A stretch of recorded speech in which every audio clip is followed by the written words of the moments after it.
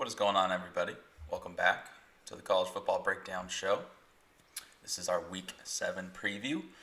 Going to go over DFS, hit the DraftKings slate.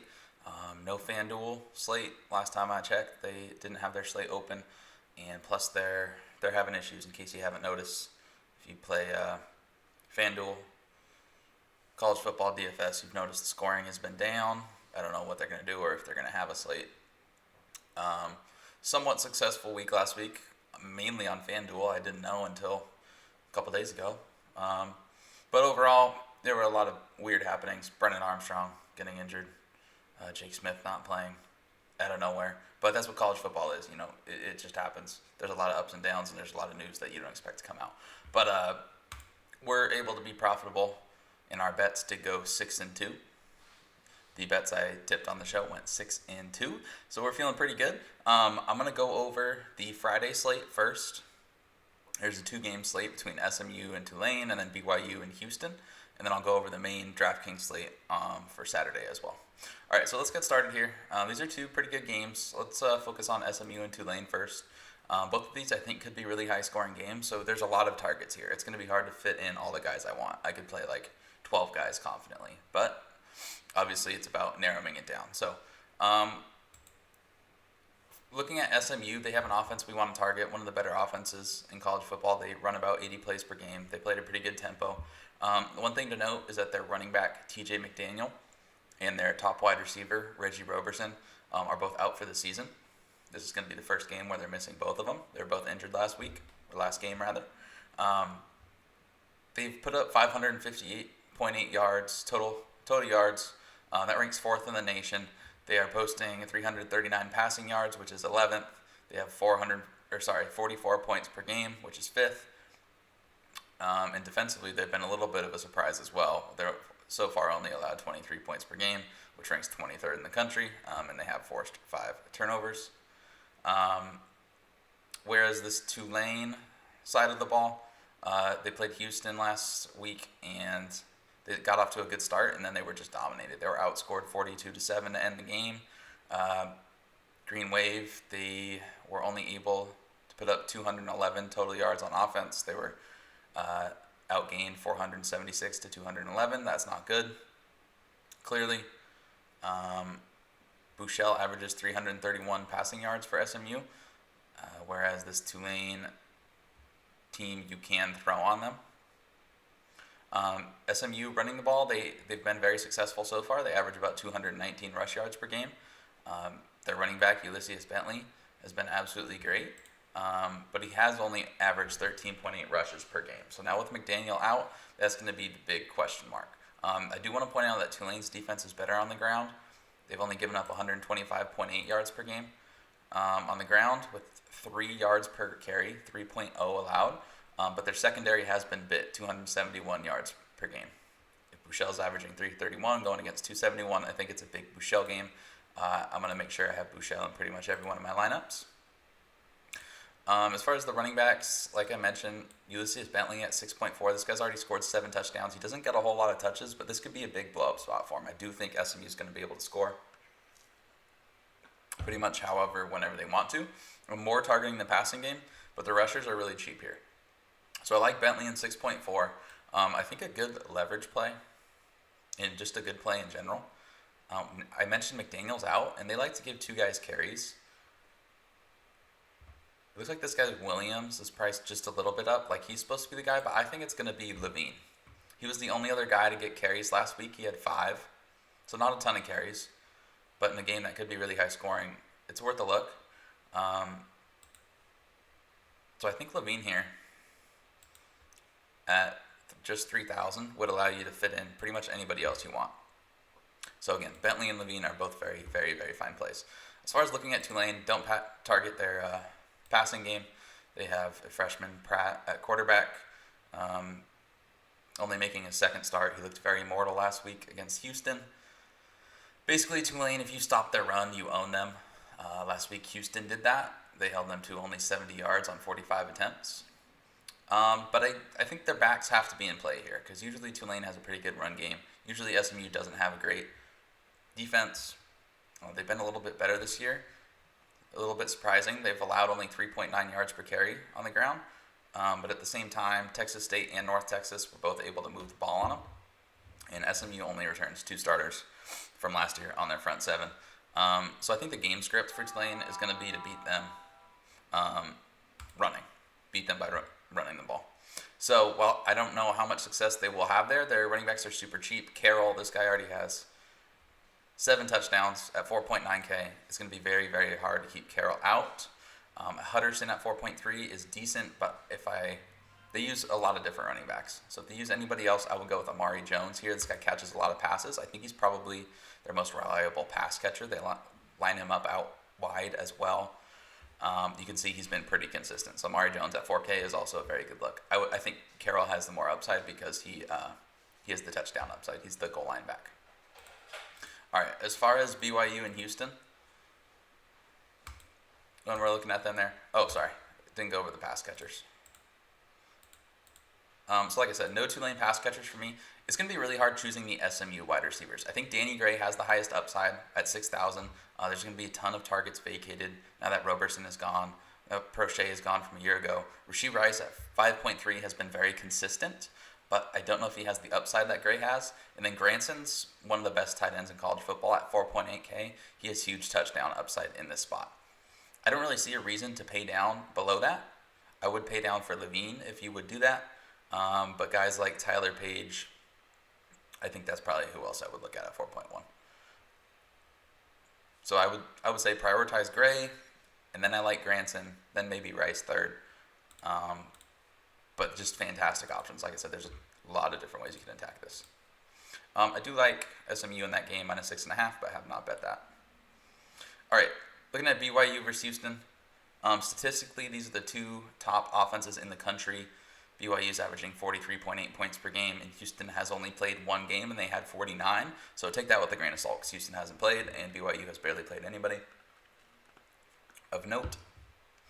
Zach Wilson, quarterback for BYU. If you don't know who he is, watch the game on Friday night, and you will soon learn who he is. He has an 81% completion percentage on the year. He's averaging over 300 yards per game. They've basically been dominating, whereas Houston, they dominated when they had the ball, but they turned it over 5 times against Tulane. Very sloppy. I do think Clayton Tune, their quarterback, is probably due for a couple more turnovers here. Otherwise, they would have scored 60 plus in that game against Tulane, though. So Zach Wilson's absolutely in play. I like both of these quarterbacks. They both run a little bit. Wilson has just been better. And I think BYU has a little bit of a better defense, although it's really hard to read. Houston returns a ton of talent. They basically return 23 starters with the transfers they brought in. It's crazy. But I think a Buechele and Wilson lineup is affordable, and they both have good stacking options. But like I said, Tune is also a very good option.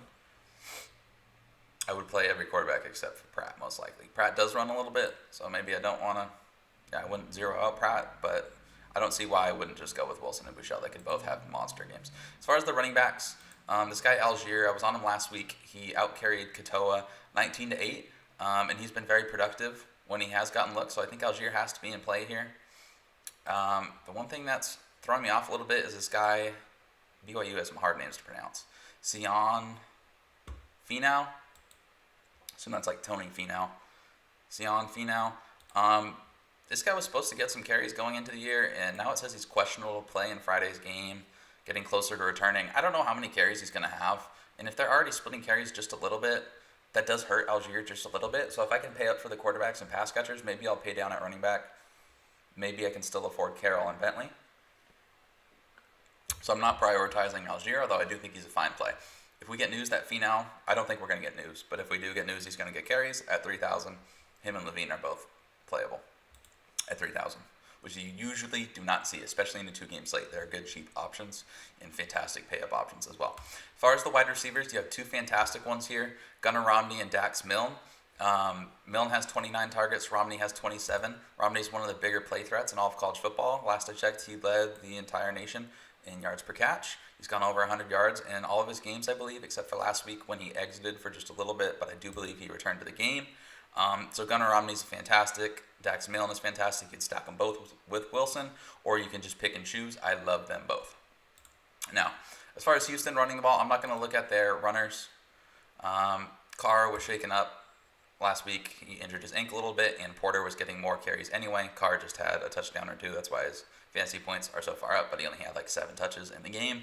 But I wouldn't look there. I think there are better pay down options. I prefer Carroll over either one of those guys. But they do have a lot of wide receiver options to look at, most notably Marquez Stevenson. This BYU defense is pretty good, but they can be beat through the pass. They haven't really been beat through the pass yet. They're only allowing 179 pass yards per game. But again, look at the offenses they're playing. Houston's going to be by far the best passing attack they have faced. I trust BYU's rush defense more than their pass defense. I do think it's a pretty good D overall, but not fantastic. Rushing wise, they've only allowed 71 yards per game and 2.5 yards per carry. That's fantastic, so I'm not looking at that for Houston. I would look at their wide receivers, like I said. Stevenson is fantastic. If you don't want to pay up, Corbin at 4.6 is just great. Him and Granson, both in that price range, is fantastic. This guy's a big play threat. He actually led the team in targets last week. I think he had 9, but he just didn't make it count. He could make that count here. You could pay down for the other receivers, but like I said, there's so many good pay down options. I would not look to do that. I would look at Corbin.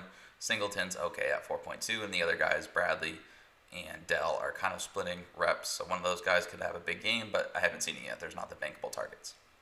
So again, a ton of good options in this game. Funny note here on Houston, they have the 2 leaders. So among FBS players, with kickoff return touchdowns, they have the number 1 and number 2 guy. They have this guy, Marcus Jones, who has 4 career touchdowns, and then Stevenson had his 3rd last week. So they actually have the number 1 and 2 guys in FBS and kick return touchdowns. So it's an explosive team with this Holgerson offense. They can play fast. They're explosive. We know BYU, they're probably looking to slow the pace just a little bit, but even if it is a shootout, I think they have the better offense. I think they have the better defense. So I do kind of like BYU in the spot, but it's a very hard game to read because Houston's really hard to read with all the transfers and whatnot going on there. So I took the over. I took over 63 with 2 amazing offenses with big play potential, both of them. I had to take the over there. So over 63 is an official play. Like I said, I don't fill out quite the entire lineup here, but you could see how a lineup might look.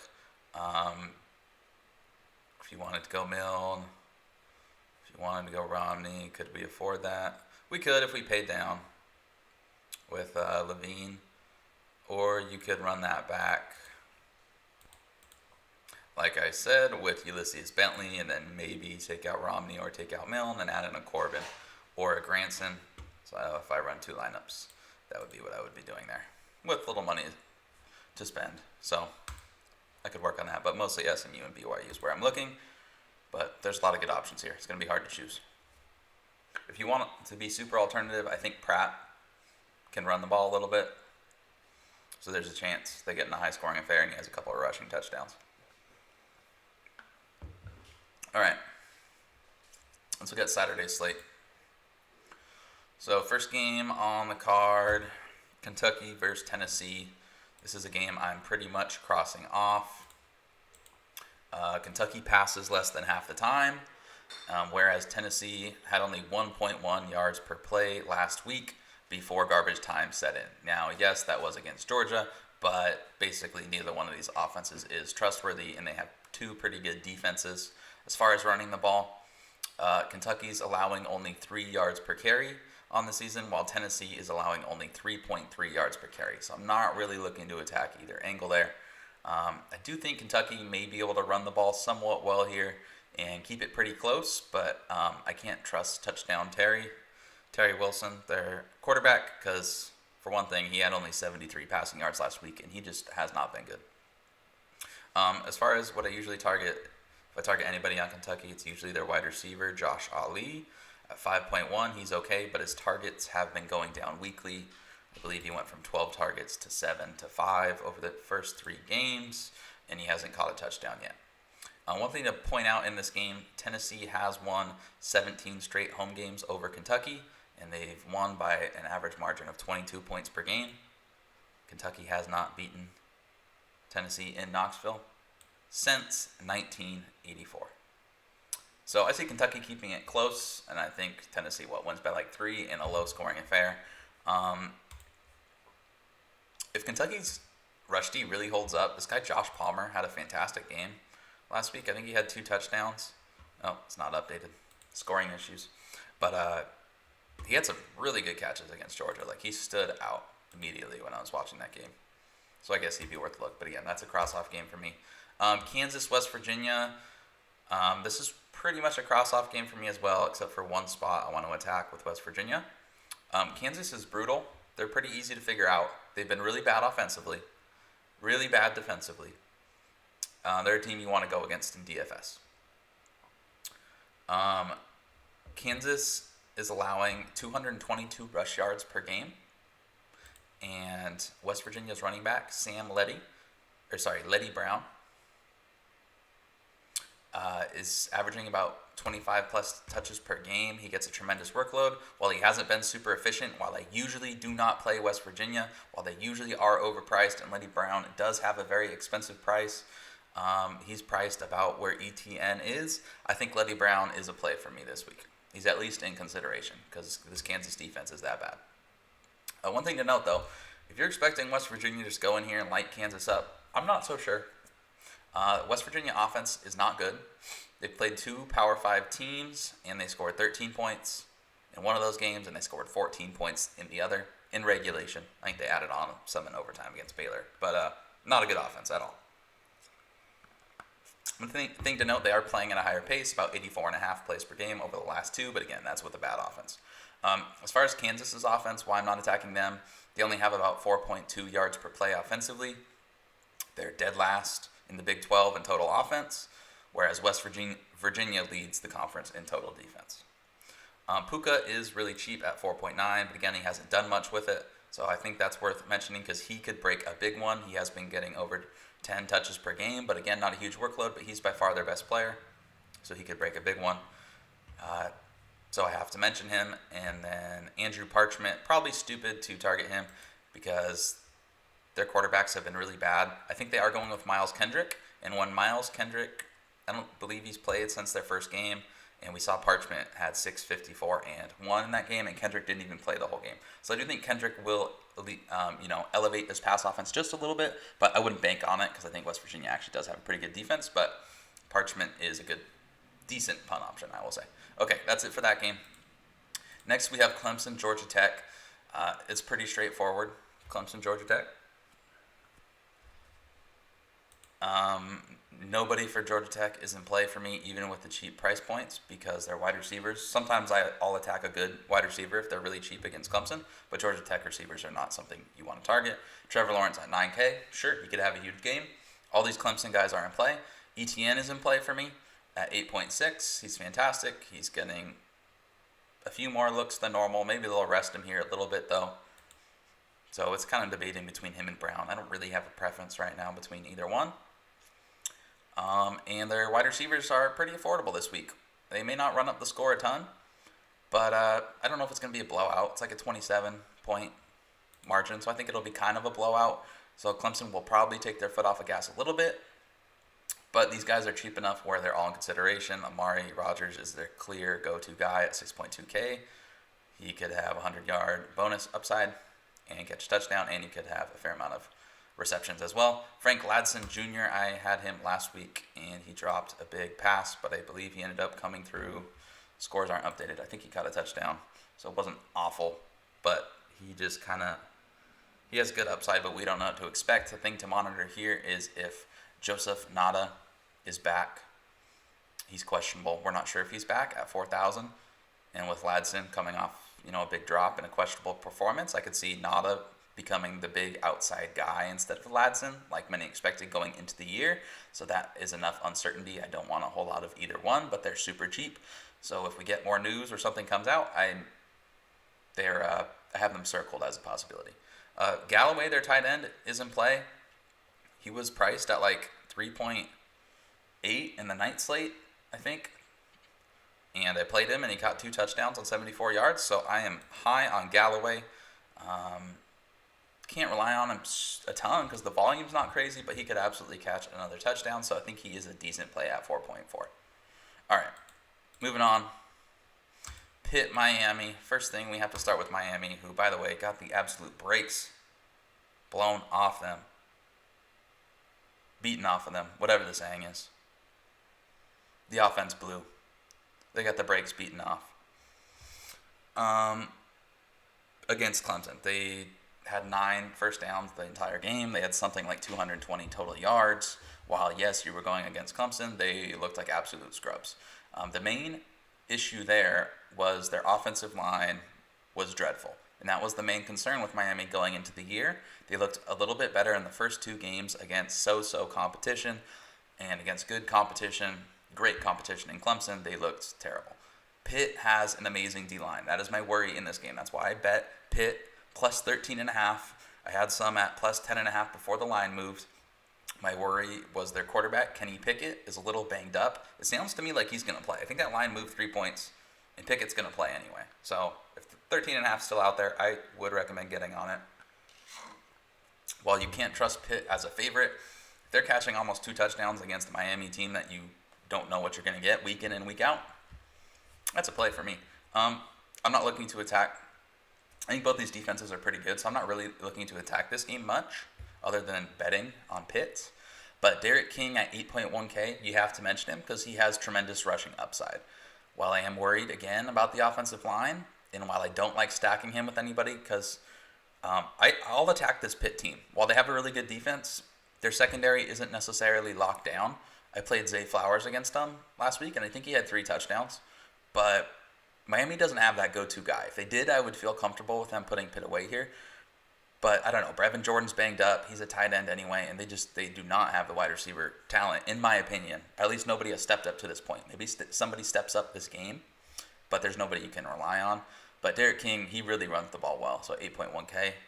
There's a lot of really good quarterback options this week, and he's one of them. It's hard for me to discern between these elite quarterbacks because so many of them are just really good week in and week out. I'm not going to play either running back. Vernon Davis will burn you. He burned me once, and I have hopped off the bandwagon. Cameron Harris was okay.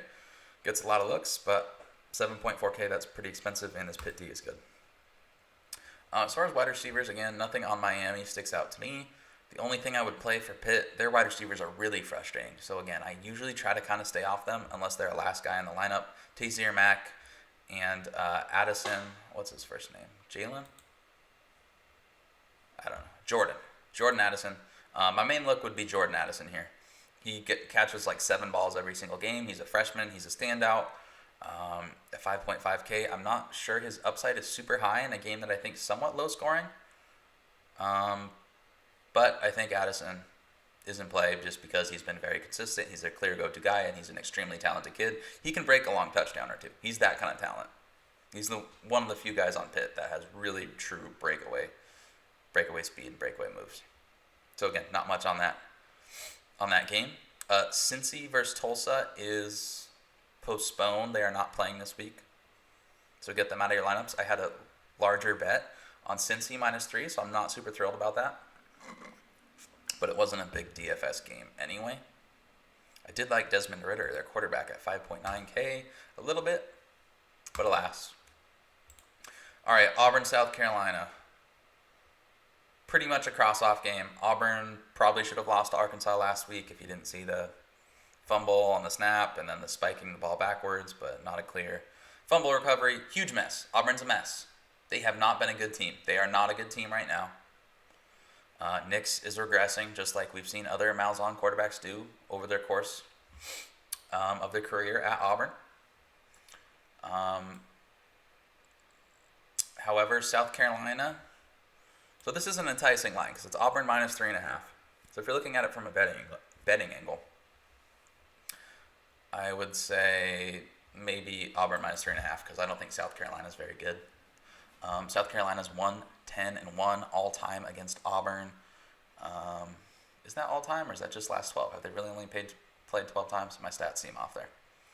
But South Carolina is kind of fun. Kind of like this team a little bit. Harris runs really hard. They're running back. Auburn has a good defense, so I wouldn't play Harris at 7.7. I was all over him last week against Vandy, and he had a good game, but not here against Auburn. They have Hill, their quarterback, who honestly, Colin Hill, this Colorado State transfer, he might be better than Bo Nix right now. I don't want to seem like I'm being crazy. I mean, he's priced 300 more, so it's not crazy. But he's playing better than Nix. Nix is not playing well. It's not to say he's going to be better all season, but I could see South Carolina hanging in there because you could argue they have the better quarterback.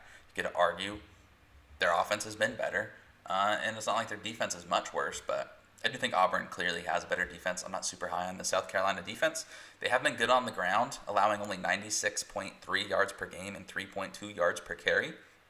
However, I still have some interest in Tank Bigsby, freshman running back for Auburn. He broke out last week with 146 yards, and he can catch passes as well. I don't know how many he caught last week because I do not have stats, but he caught 7 the week before that against Georgia. If you didn't watch the highlights, go watch Tank Bigsby highlights against Arkansas. It was the only good thing they had going for him pretty much all game. That guy's a man. So I can see Tank Bigsby being a play for me. However, I'm not thrilled on it because the total is pretty low for this game, and Auburn's offense has been god-awful. So that's pretty much the only way I'm looking.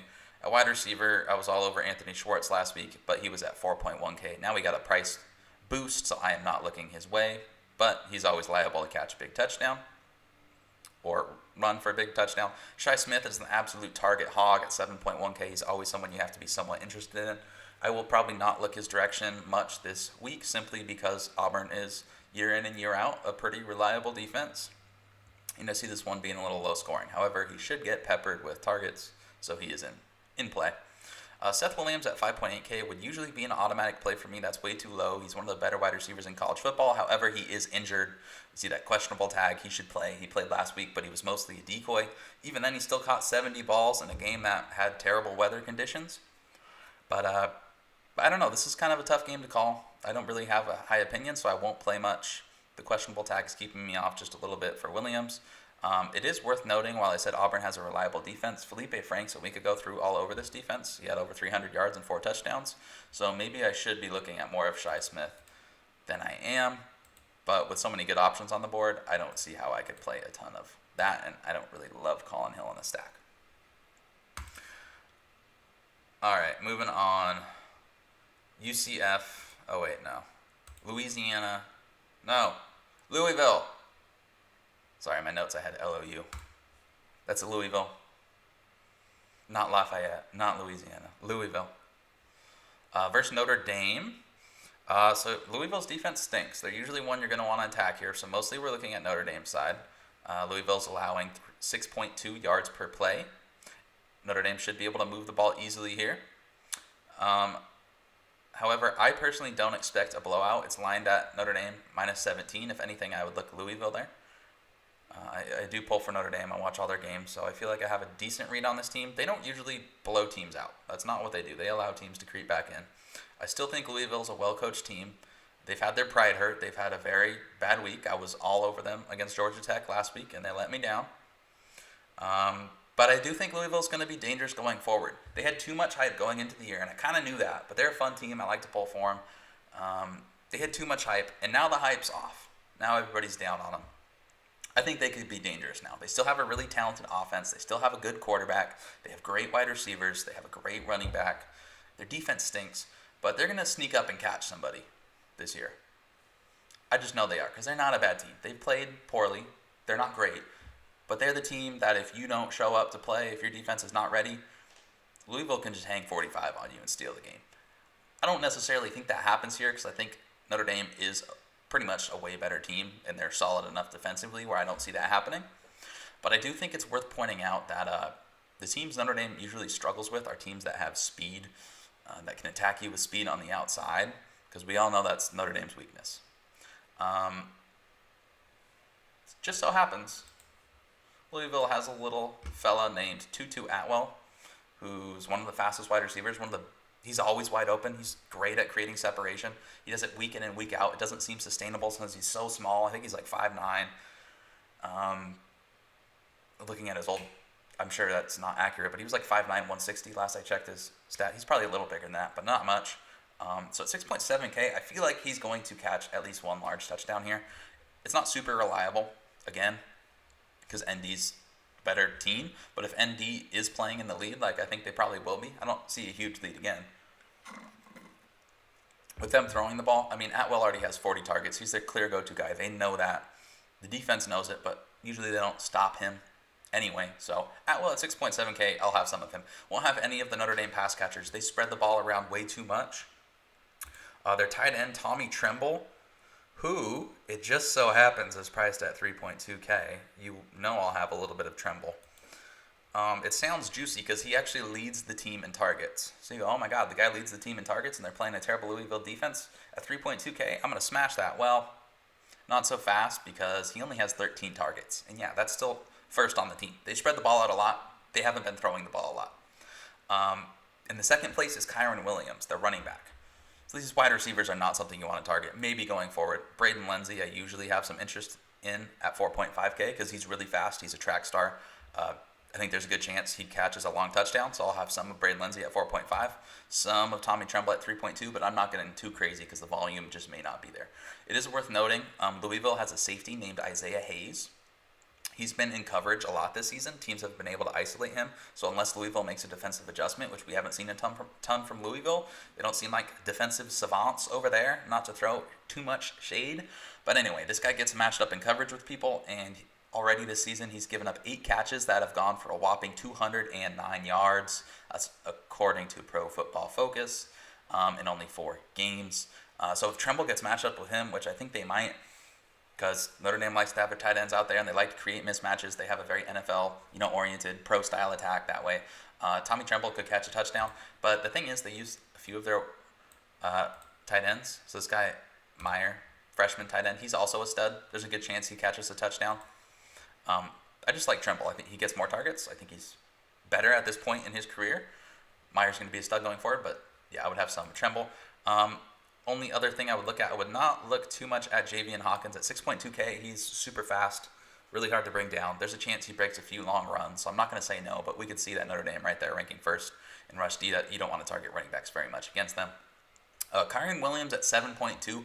I don't love that price because he's not a true bell cow. They give other guys carries. This guy, Chris Tyree, the freshman, at 4K, there's a good chance he breaks a long touchdown run against this defense.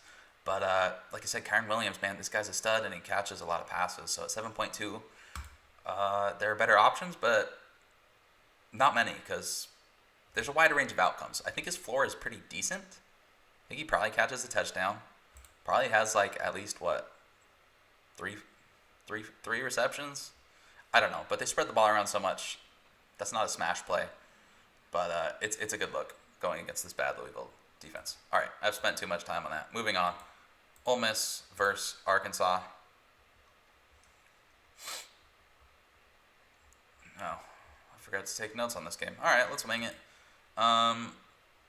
Arkansas's offense played surprisingly well last week, and now they're matching up against a terrible Ole Miss defense. So usually I would look to Arkansas here, but their prices are just too much. I'm not going to pay 7.2 for Felipe Franks. I'm sorry. Maybe he has a good game, but he's not reliable. He's not trustworthy.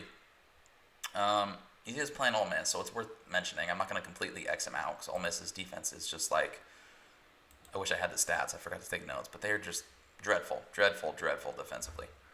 As far as the pass catchers on Arkansas, I want some of them. Initially, I'm going in thinking I want some. The problem is Traylon Burks, their top guy, he's questionable. We don't know if he's going to play. I think he said he was dressed up last week, but I didn't see him catch a pass or get a target unless that was just the stats not updating. So I don't know if he's going to play, and that muddies the waters a lot. I like Mike Woods. He's a deep ball threat. He's got a fair amount of targets. He just didn't turn them into very much. Although I did think he caught a touchdown against Auburn. Yeah, 6 catches, 81 yards, and a touchdown. I like his upside a lot more, Mike Woods. Again, like I said, a deep threat. Over a guy like Warren. Warren has made the most of his opportunities, but he doesn't see a million targets. 5 passes, 95 yards, 2 touchdowns against Auburn, and he had 100 yards the week before. So while these guys are fine, I just think Woods is a little bit more of an explosive player with a little bit more of a higher upside. So at 5.1, cheaper price, I like Mike Woods. But the Burks thing kind of scares me off. I wouldn't.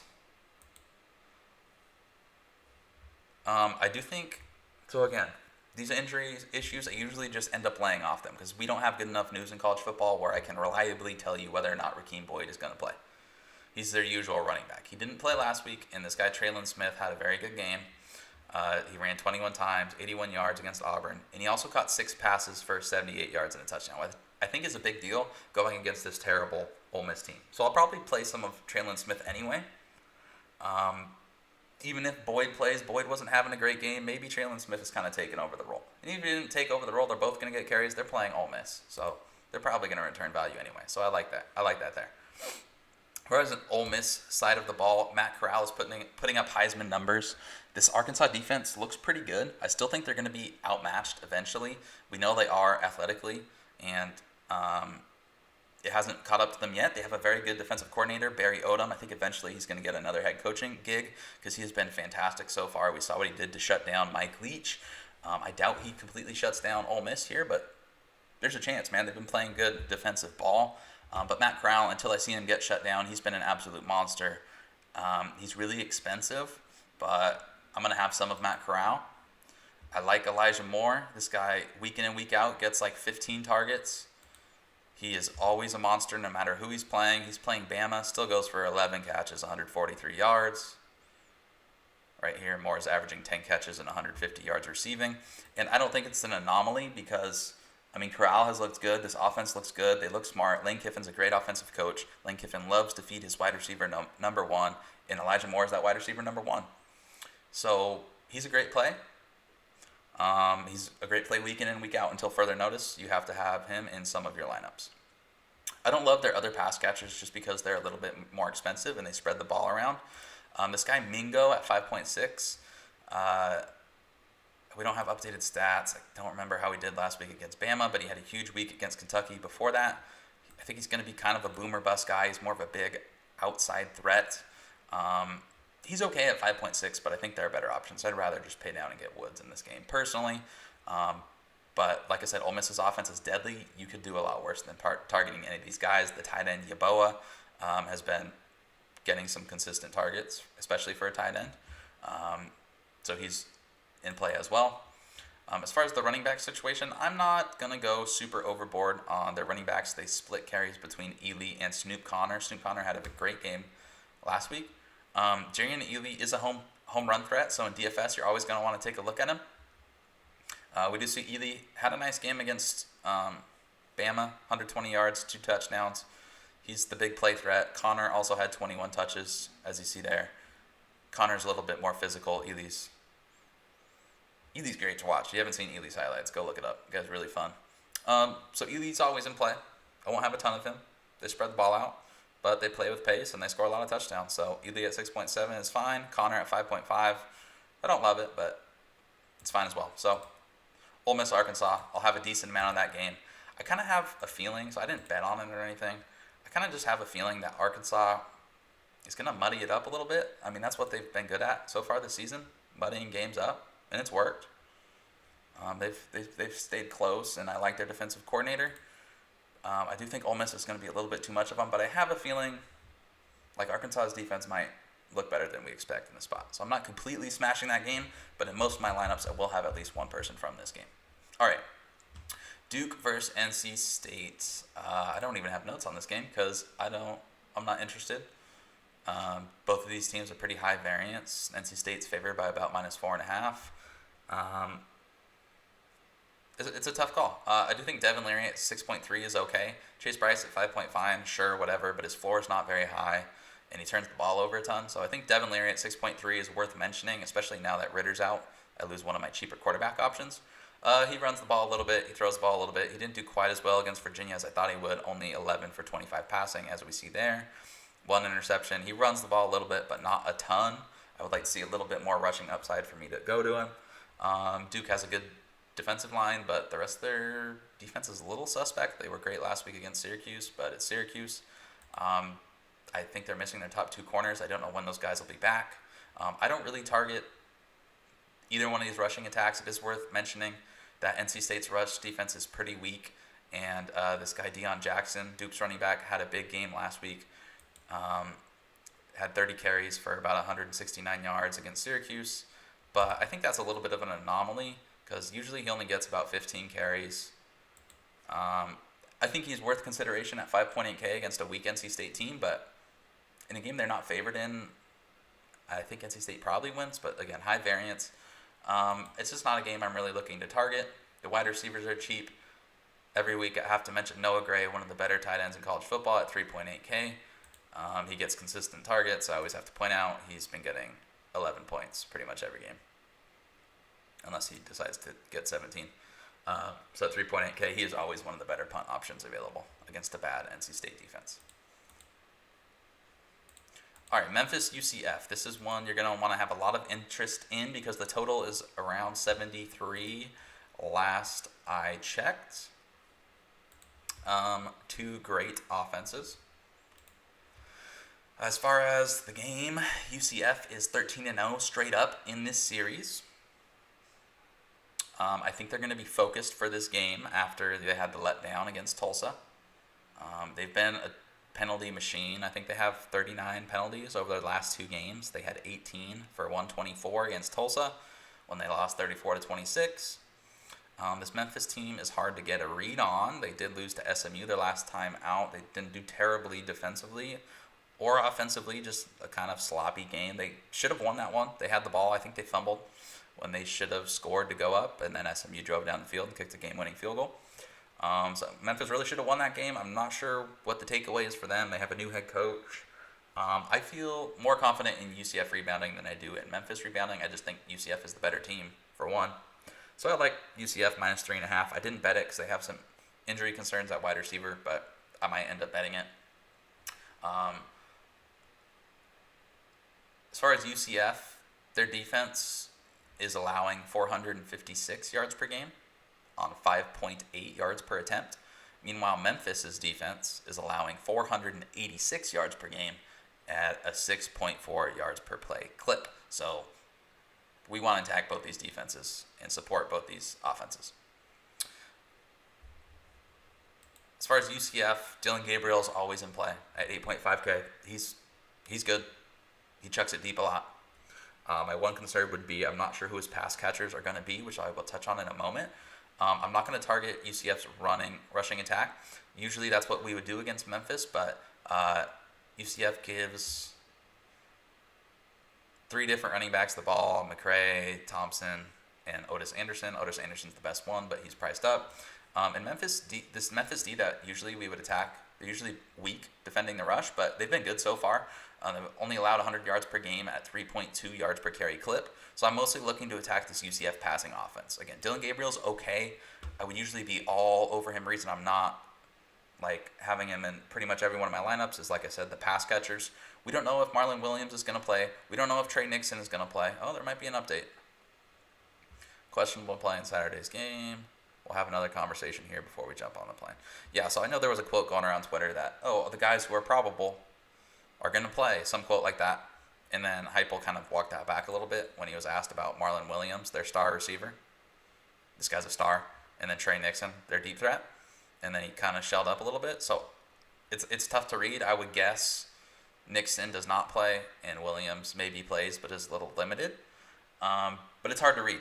If I knew Marlon Williams was playing, I would definitely play him here. Since I don't, I like Jalen Robinson.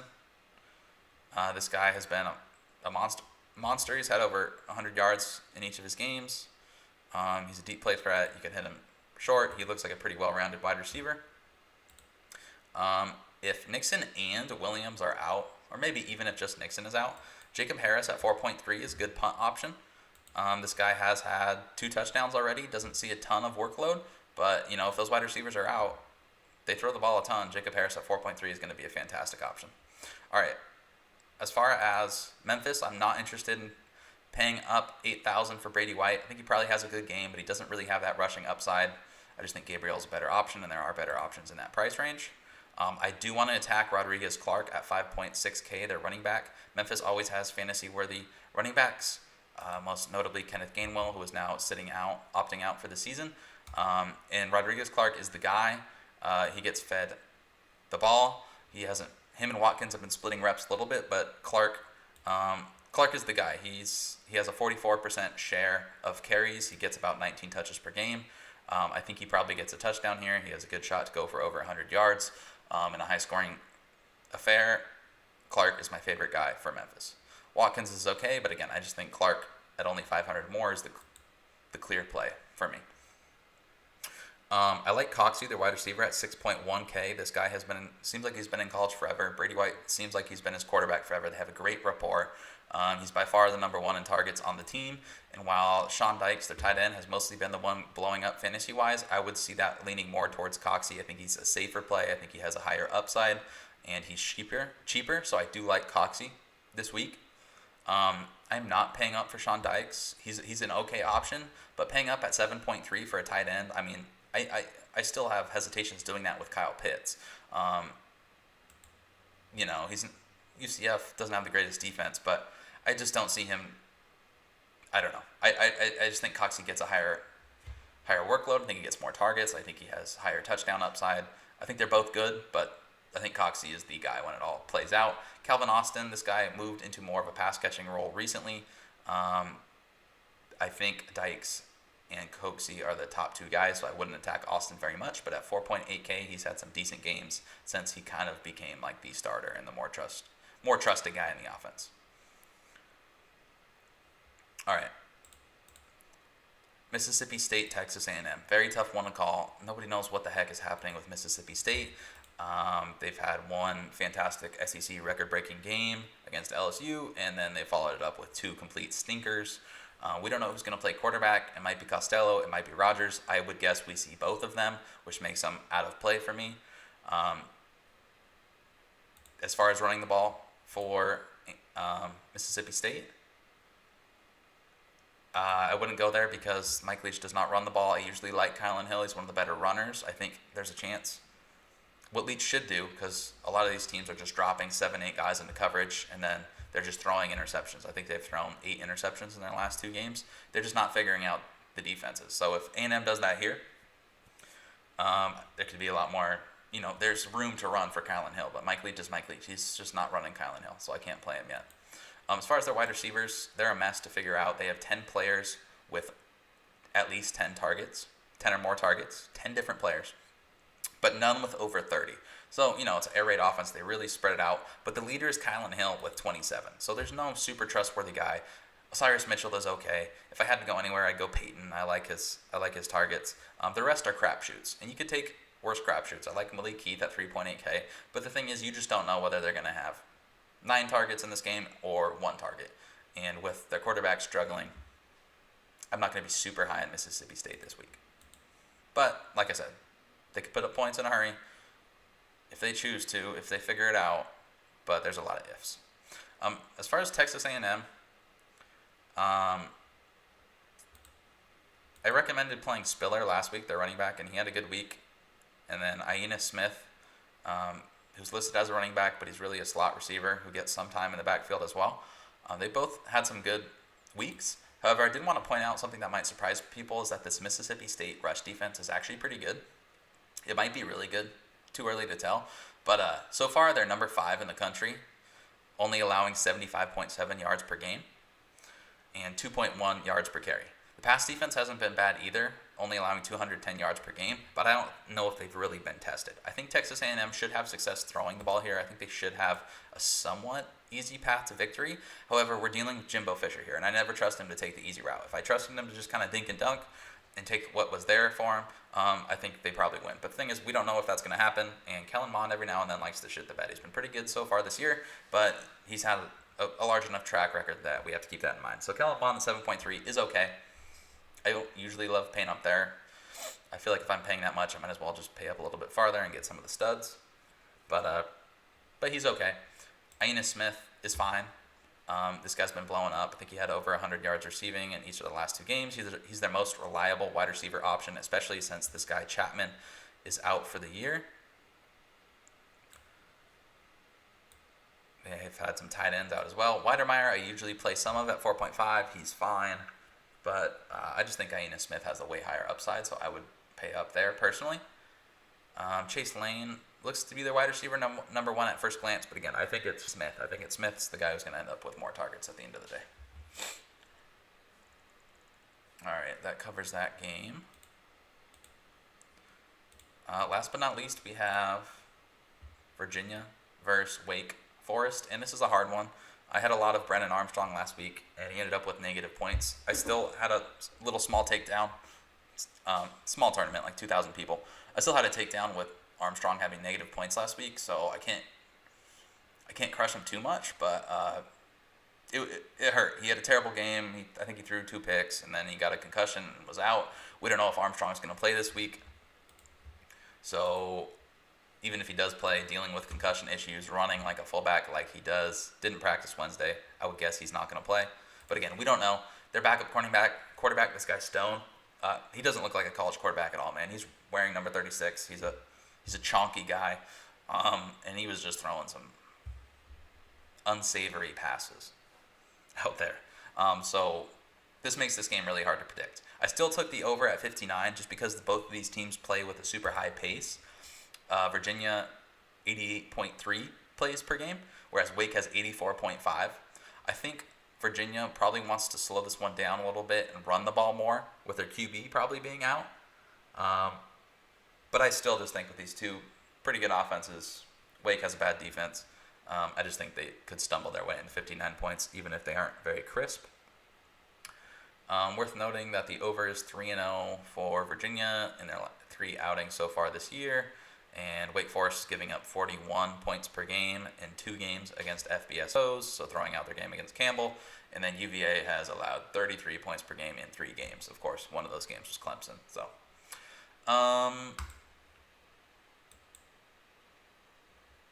Tuala Papa, the running back for Virginia, I think is in play for me this week. So they have Kemp listed at running back, but he's really a wide receiver.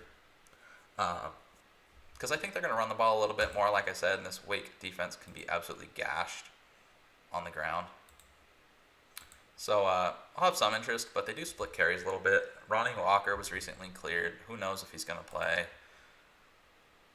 This guy Ronnie Walker at 3K. If he plays, he's supposed to be really talented. He just got a waiver.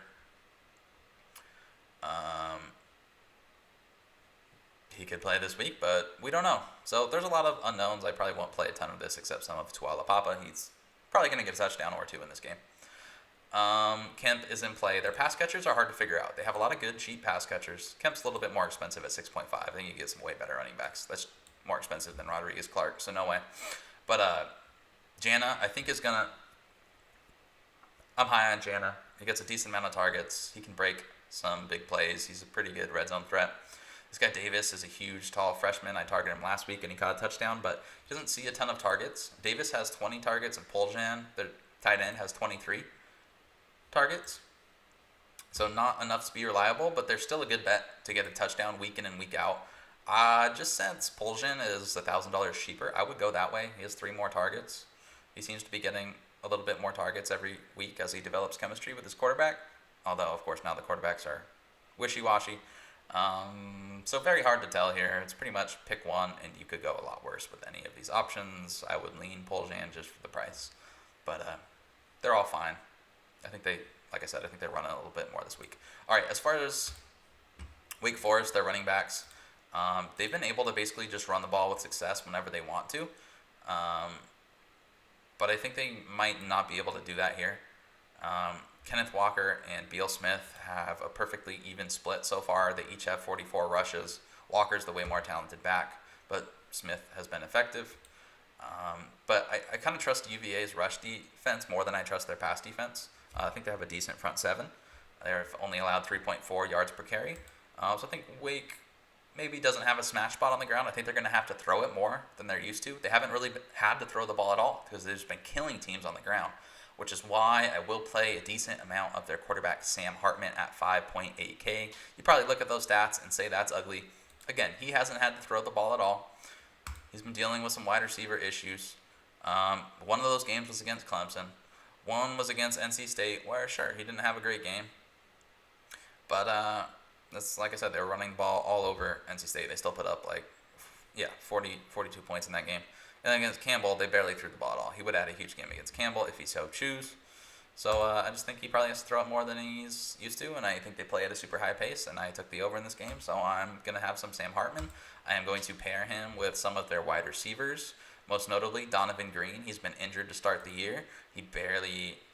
So we saw one game where he went out injured. That's why that line was bad. We saw him make a fantastic catch against Clemson and go for 76 yards against Clemson. And then against Campbell, they didn't even throw the ball. He still got 40 yards.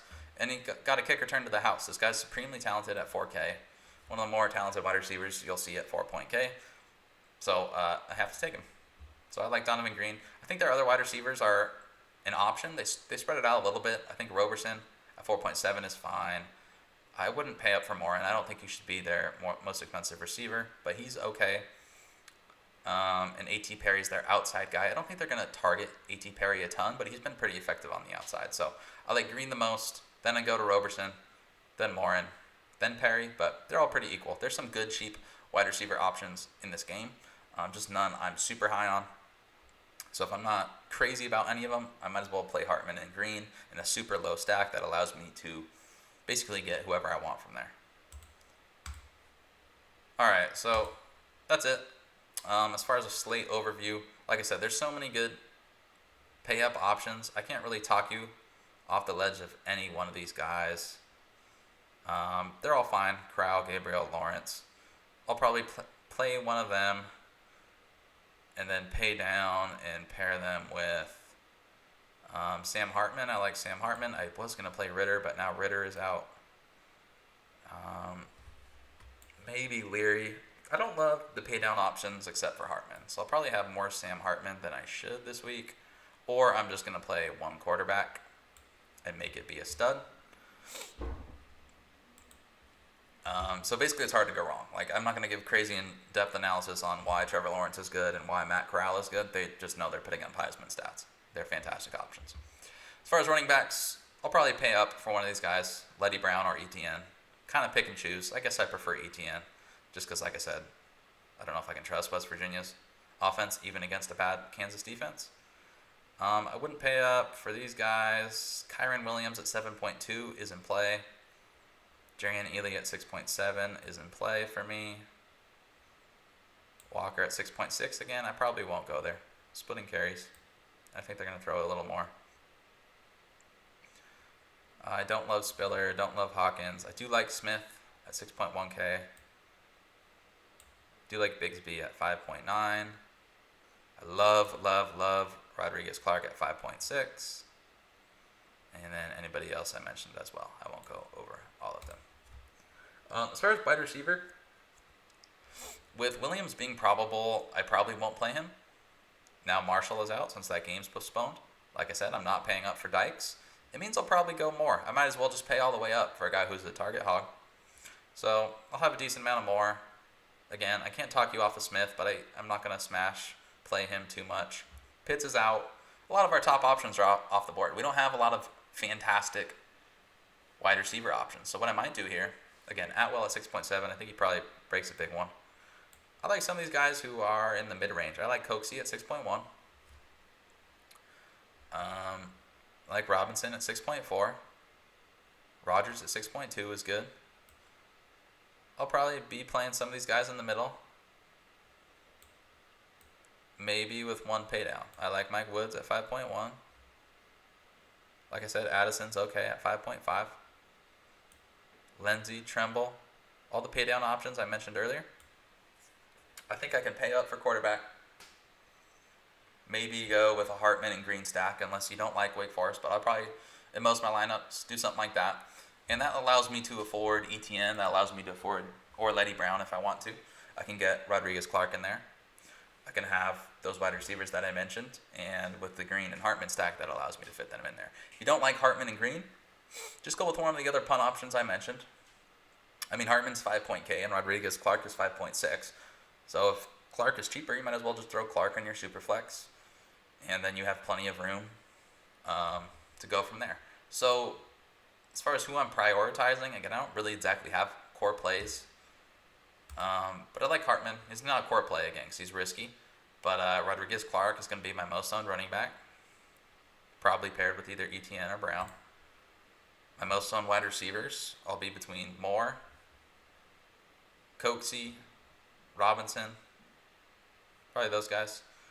But there's a lot of decent options, but not a ton of like crazy options. Like the Friday slate is almost has more loaded options than this one. So might as well load up get a stud quarterback, stud running back, and there's good value to be found. So yeah, not quite as much of a straightforward game plan as last week's because there's so many ways you could go. As far as betting, real quick, I'll go over betting. Again, I was 6-2 last week on the plays I gave out on show. 6-3 if we count the one I added on Twitter. What I only have 5. I'm keeping it smaller than normal. I have BYU over 63 in that Houston game. That's Friday night. I have Georgia State tonight. Oh, I got to get this video posted. Georgia State +5. I think they're currently sitting at +3.5 against Arkansas State. This Georgia State team is good, man. Their whole question was whether or not we could trust their quarterback, and he's looked way better than we thought. They have a good run game. They return a lot of starters defensively. I like Georgia State catching the points. Pitt +13.5. I grabbed it at 10.5. I saw it went up to 13.5 because Pickett is a little bit bruised. If we're gonna jump lines 3 points every time a quarterback gets banged up, I don't know. That's not how I handicap. So Pitt +13.5. I took USF's team total under 20.5. I've been attacking USF.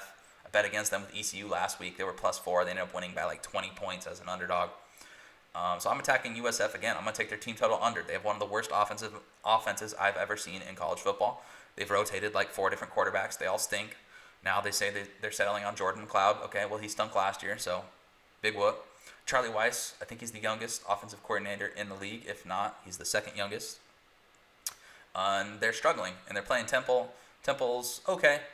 They have a good defense year in and year out. While I think they may not be quite as good as usual, they don't need to be against USF. So give me team total under 20.5. And then I took the over in the Wake Virginia game, over 59, as just mentioned.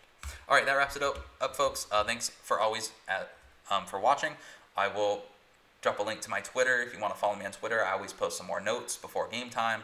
If you have any questions, I know some people have been hitting up my DMs on Twitter. I'll post that there.